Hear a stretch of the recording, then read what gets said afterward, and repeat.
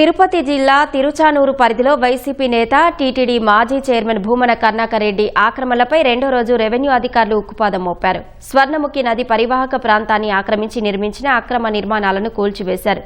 శాంతి భద్రతలకు విఘాతం కలగకుండా ఉండేందుకు 100 మంది పోలీసులతో బందోబస్తు ఏర్పాటు చేశారు.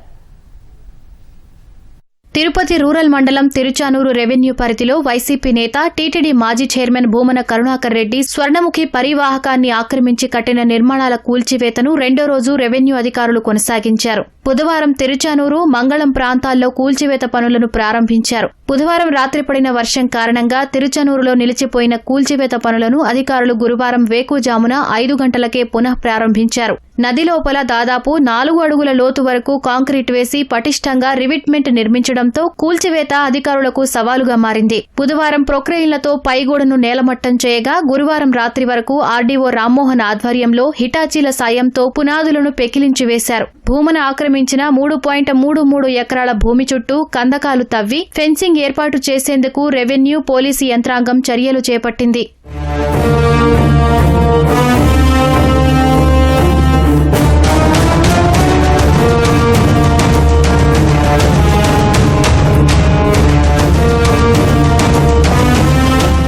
కూల్చివేతల నేపథ్యంలో ఎలాంటి అవాంఛనీయ ఘటనలు జరగకుండా తిరుచానూరు వద్ద 2 డీఎస్పీలు, 6 సీఐలు, 100 మందికి పైగా కానిస్టేబుళ్లతో భారీ బందోబస్తు ఏర్పాటు చేశారు. ఉదయం ఆ ప్రాంతానికి వచ్చిన భూమన అనుచరులను పోలీసులు వెనక్కి పంపేశారు.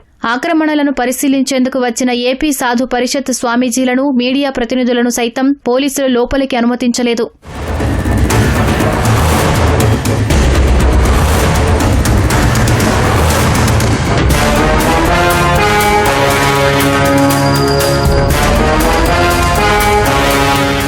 రెండు దశాబ్దాల క్రితమే ఆ భూమిని కొన్నామని, గతంలోనూ చంద్రబాబు సీఎంగా ఉన్నా ఎందుకు చర్యలు తీసుకోలేదని భూమన కరుణాకర్ రెడ్డి ప్రశ్నించారు.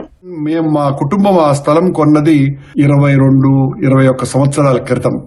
ఆ మధ్యలో మీరు ముఖ్యమంత్రిగా ఉన్నారు, రోషయ్య గారు ముఖ్యమంత్రిగా ఉన్నారు, కిరణ్ కుమార్ రెడ్డి గారు ముఖ్యమంత్రిగా ఉన్నారు. సరే, రాజశేఖర రెడ్డి గారు, జగన్మోహన్ రెడ్డి గారు అంటే మాకు సంబంధించినటువంటి మా నాయకులు అనుకోవచ్చు. కానీ ఆ రోజున మీకు కనపడనటువంటి తప్పు ఈ రోజున కనపడటానికి కారణం, ఈ రోజున బలంగా నేను నా వాణిని వినిపించటమే అని సర్వత్రా అందరికీ తెలిసినటువంటి విషయమే.